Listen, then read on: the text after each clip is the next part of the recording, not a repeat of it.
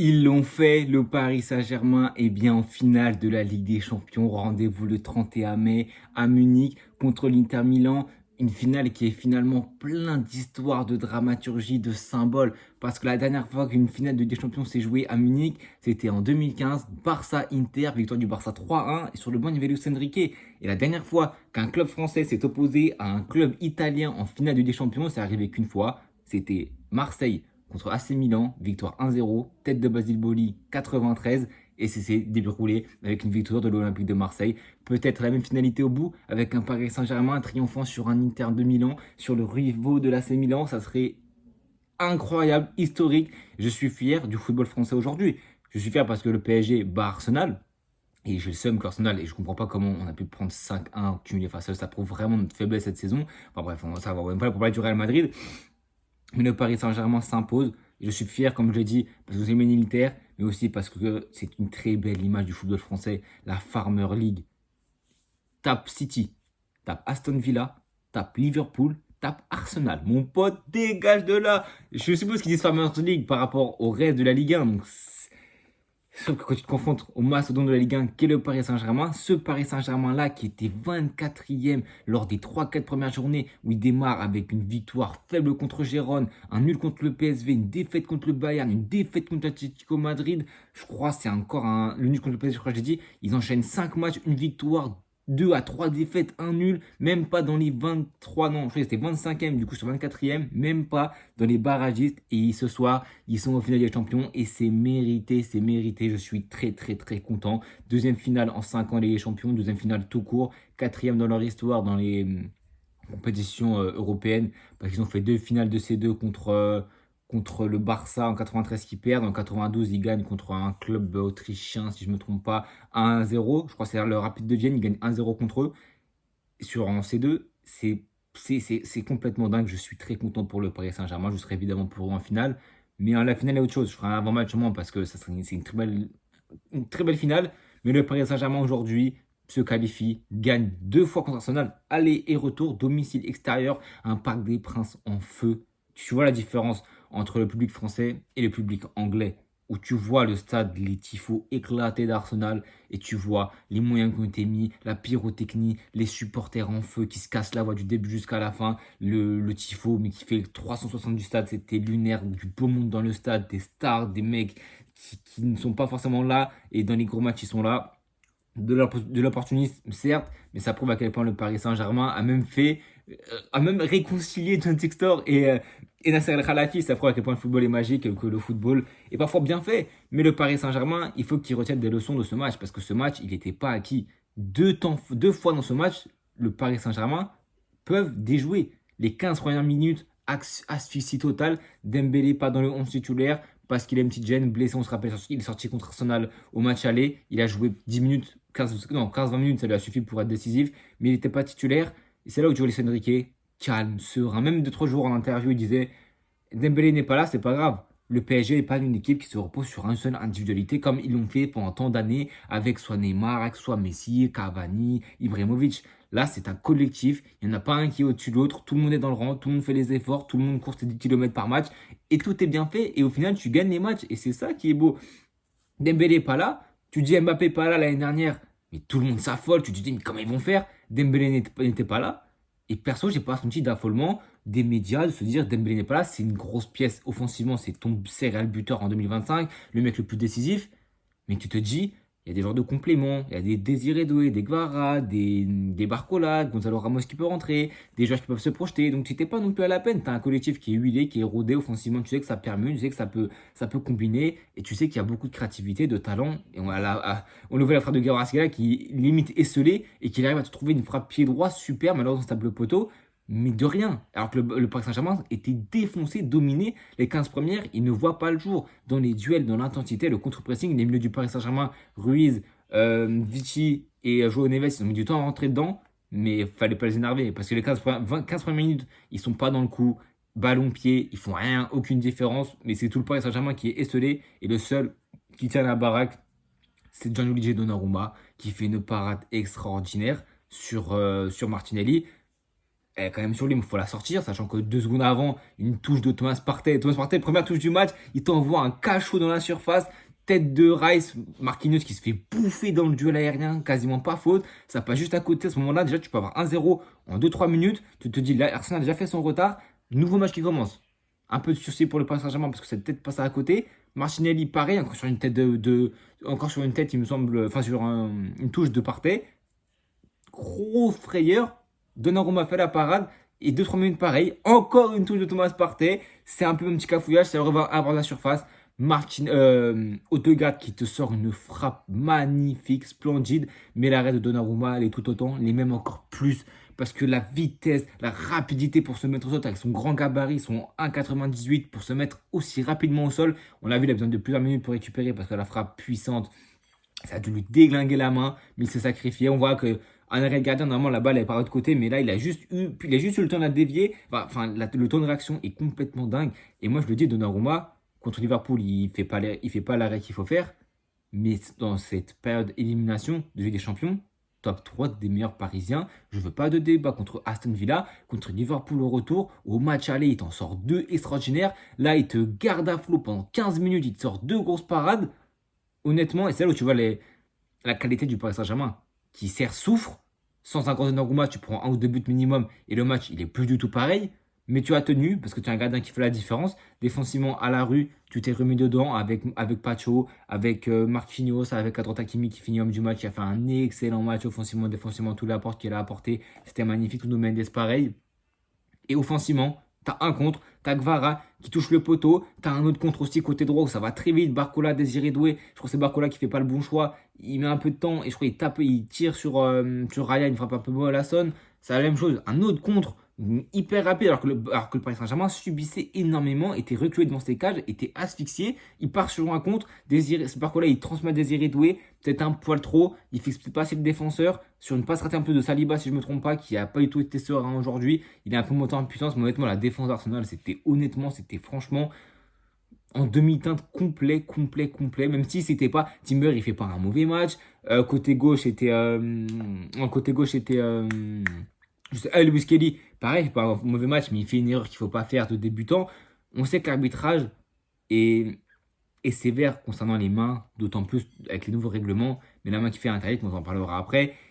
Et il y a beaucoup d'occasions, beaucoup de contres, et le Paris Saint-Germain plie mais ne rompt pas. Il essaie de poursuivre quelques occasions. La tempête est passée. Il essaie de poser le pied sur le ballon. Et là, c'est là où tu vois Fabien Ruiz, Viti, Neves qui mettent les pieds sur le ballon. Neves en chien fou qui récupère un nombre de ballons incalculable. Fabien Ruiz dans les duels. Il est 100% de réussite en première mi-temps, si je ne me trompe pas. Des récupérations, des sorties de balles. Une faute de Declan Rice à un moment donné sur peut-être sur Vitinha. Faute, c'est tiré par peut-être Désiré Doué. Et là, le génie de Fabien Ruiz qui met son premier but de sa carrière en Ligue des Champions sur un contrôle poitrine, frappe pied gauche demi-volée, ça dévie avec le bras de Saliba, ça rentre dans les buts et c'est complètement magnifique. Et mérité, je sais pas, contre le cours du jeu sûrement, mais en même temps, à un moment donné, défensivement, il faut que tu sois solide, il faut que tu sois sur le porteur, tu peux pas faire des fautes bêtes comme ça. Rice, il fait la faute, il met son pied, il écrase le pied, il y a faute, clair, net, précis, coup franc, et Fabien Ruiz qui sort sur une action de génie, qui est monté en puissance depuis le début de la saison, qui est franchement un joueur de complément, mais un joueur qui fait extrêmement le taf et qui est même passé dans la hiérarchie devant un Zaïre Emery et qui est solide dans tout le terrain avec Viti, avec Ruiz, avec Neves, c'est complémentaire, tout le monde sait ce qu'il a à faire, tout le monde est dans le moule, tout le monde a de la créativité dans chaque secteur de jeu, c'est magnifiquement bien huilé et ça finit par quelques occasions, mais à part des occasions comme ça, t'as pas eu non plus full d'occasions côté Paris Saint-Germain et ni même aux mi-temps. Il y a eu 2 temps forts, il y a eu ces 15 premières minutes et les 15 dernières côté Arsenal, c'est vraiment là où ils ont été le plus dangereux. Mais Arsenal restait quand même assez apathique, hein, ils avaient quand même assez du mal. Contre le Paris Saint-Germain, c'est remis la tête à l'endroit, la tempête était passée, ils ont commencé à poser le pied sur le ballon, à se créer quelques situations. Il y a une main à un moment donné, du coup, comme j'ai dit tout à l'heure, de Lewis Kelly. On voit l'arbitre voir la VAR, je me dis, contact sur Sakai, siffle faute. Au final, non, c'est une main que personne n'avait vu, même Hakimi qui tire, il n'avait même pas vu la main, il n'y a aucun Parisien qui a vu la main. On a vu penalty pour Vitinha, complètement logique vu la main, même si bon, la position du corps me semble pas. Je sais pas s'il fait exprès, on le saura jamais, mais comment il se tourne, j'ai du mal à accepter que ce genre de main soit sifflé, mais c'est la règle dans le foot, donc maintenant il faut se taire et il faut tirer. Et Vitinha qui manque complètement son penalty. C'est simple, les joueurs comme Vitinha, comme Bruno, c'est des joueurs qui vont attendre le dernier moment pour voir ton pied d'appui, tu vas aller où. Si tu décides pas, Raya, ce qu'il a fait, intelligent, on a vu qu'il a parlé à son assistant gardien. S'il bouge pas, et ben Vitinha, il est baisé. Il doit choisir un côté. C'est le tireur qui doit choisir un côté. Et Raya, c'est à lui de réagir juste après. Et c'est pour ça que moi je préfère les frappes. Pouah, Maguire, il t'envoie des patates. Ronaldo, il t'envoie des patates. Il n'y a pas des feintes de frappe. Il n'y a pas des courses. Comme en plus, Vitinha, il fait des courses lentes. Ça marche souvent, hein. Mais là, quand les gardiens vont commencer à comprendre qu'ils attendent seulement que tu fasses ton pied d'appui, et ben ils vont attendre. Ils vont être sur leur ligne. Et il va falloir. Et ça, là, faut que les tireurs, comme ça, comme les Neymar, etc., ils varient leur style de jeu de leur penalty. Où tu commences lentement, mais au final, tu mets une grosse mine et tu n'attends pas que le gardien bouge.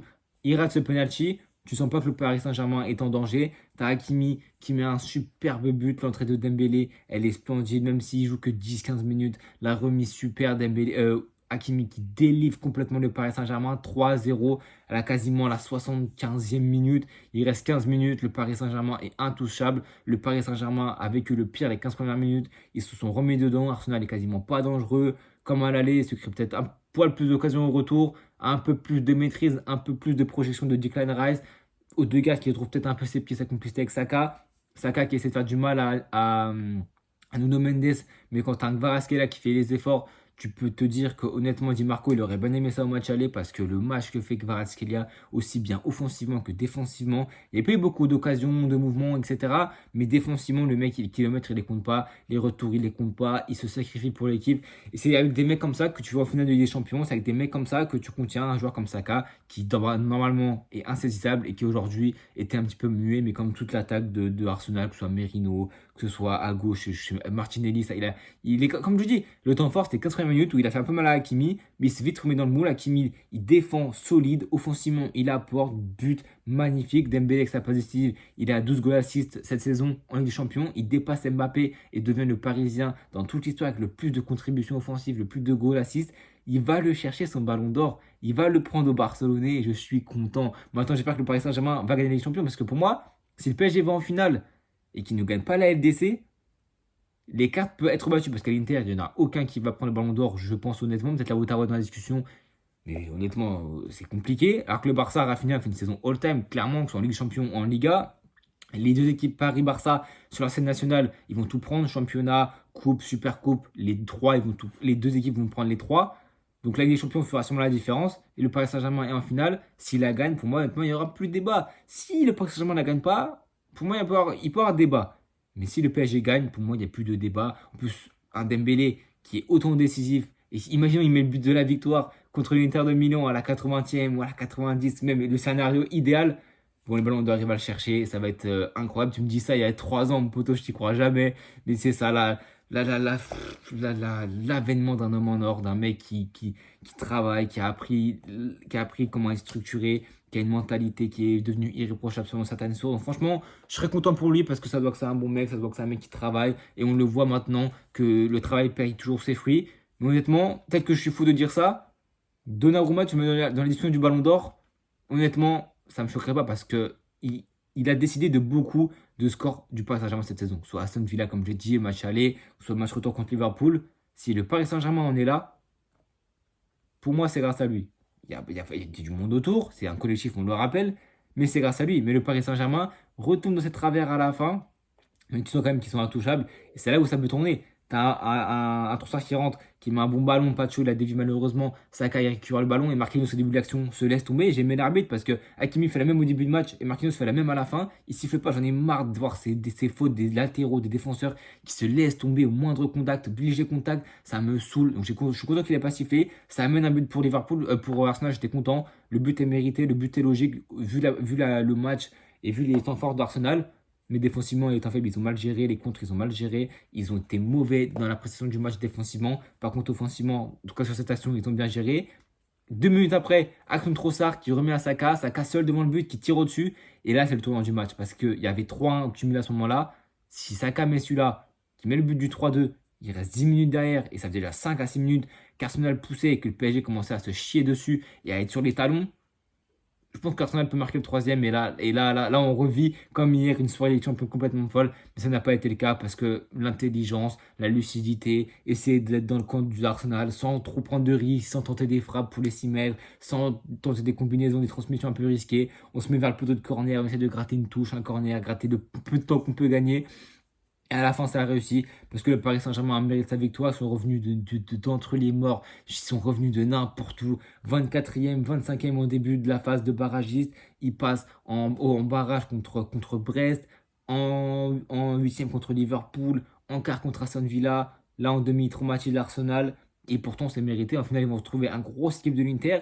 Comparé au Barça qui ont eu un parcours de Ligue des Champions, mais clownesque, avec vraiment un parcours Europa League. Là, le Paris Saint-Germain, s'ils vont la chercher, encore dans le Final Four, il y a 5 ans, tu peux te dire, oui, Leipzig, Atalanta, Dortmund, ouais, c'est des adversaires bancals, etc. Mais là, ce parcours, il est irréprochable. Il chope un Liverpool qui était au top de sa forme, un Aston Villa qui est certes un cran en dessous, mais c'est une équipe qui est chiante à jouer. Une équipe d'Arsenal qui a fait jouer le Real Madrid, un piteux Real Madrid, et Arsenal qui, franchement, ils peuvent estimés, ils peuvent s'estimer heureux, pardon, voilà, d'avoir tapé les Real en quart, parce qu'un Real aussi mauvais, un Real ne serait-ce que bon, moyen bon, aurait détruit Arsenal, malheureusement ça n'a pas été le cas, et ils se retrouvent en demi. Paris Saint-Germain a dominé, les deux équipes ont eu leurs occasions. Pour moi, c'est une victoire qui est complètement méritée. Je suis content pour le Paris Saint-Germain. Maintenant, à la fin de saison, ils vont l'aborder d'une tranquillité en Liga. Ils ont 20 points d'avance. Ils vont être focus Ligue des Champions. L'Inter, quasiment pareil. En Coupe d'Italie, il n'y a plus rien à jouer. Éliminé contre l'AC Milan en demi. Ils sont à 3 ou 4 points de retard de Naples. Donc, est-ce qu'ils vont se prioriser sur la Serie A ou la Ligue des Champions? Je prendrais la LDC, je pense. Mais quand tu vois que la Serie A n'est pas foutue, même si les Naples c'est sur une très bonne dynamique. On verra comment ça va se passer. On est quasiment à la fin. Il reste 2 journées côté Ligue 1, je crois 2 ou 3 côté Serie A. En tout cas, je pense avoir cette vidéo. N'hésitez pas à vous abonner, à liker, à partager. On se retrouve évidemment dimanche pour le débrief de ce Classico. Barça-Real qui peut rebattre complètement les cartes de la Liga. Si victoire du Real il y a, on reviendrait à un point du Barça qui mentalement n'est plus dedans, psychologiquement est détruit par la victoire, par la défaite contre l'Inter. Physiquement, ils ont joué 200 minutes, je ne sais même pas combien ils ont joué les prolongations. Ils doivent être cuits, carbo. Ils ont 2 latéraux, ils sont blessés. Ils ont Gérard Martin, Inigo. Si on veut sauver notre saison, c'est Liga ou rien. Et si on fait la Liga, on pourra dire que la saison n'est pas une saison blanche. Même si la saison, franchement, elle est teintée de beaucoup, beaucoup de négatifs. En tout cas, les amis, vous abonnez, à liker, à partager, à me donner vos tops et vos flops en commentaire.